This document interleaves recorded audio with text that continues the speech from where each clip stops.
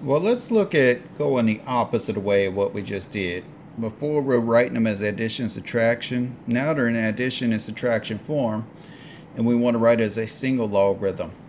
Now, why do we care about going back and forth? Because later on, whenever we get to solving equations with logs, it makes it easier sometimes to expand them or to write them together. Let's write each as a single logarithm. Let's take this, write it as a single logarithm. First thing I'm going to do is take this 3 and bring it to the exponent of the argument.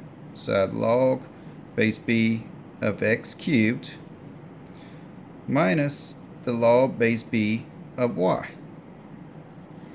Now if I have two logs with the same base, now they have to be the same base here, and they're being subtracted, then I can write this argument over that argument as one log. So in other words, I could write that as a log base b of x cubed over y.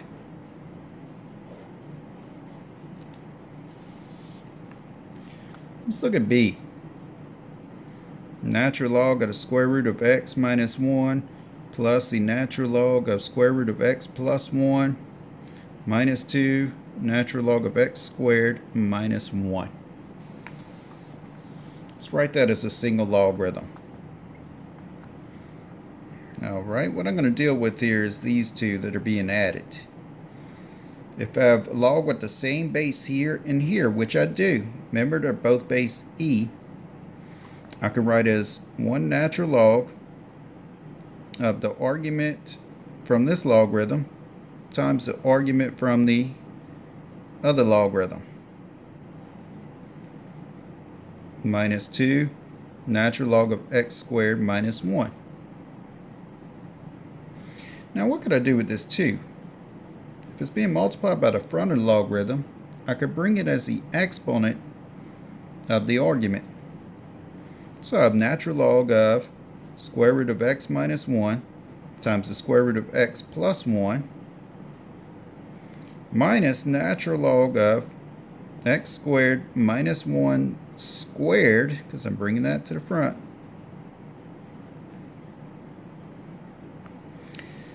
now I have two logs with exactly the same base being subtracted. So I could write that as the natural log of this argument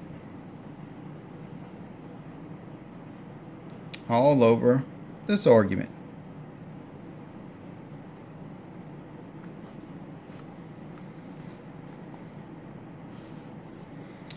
Now that's the same thing as a natural log. What can you do when you have two square roots being multiplied? You could write it as one square root, and then you can multiply x minus 1 times x plus 1. And if we do that, we get x squared minus 1 over x squared minus 1 squared. Now technically there's some more you could do with this, but we're just going to keep it that way because we did write it as one logarithm, as a single logarithm.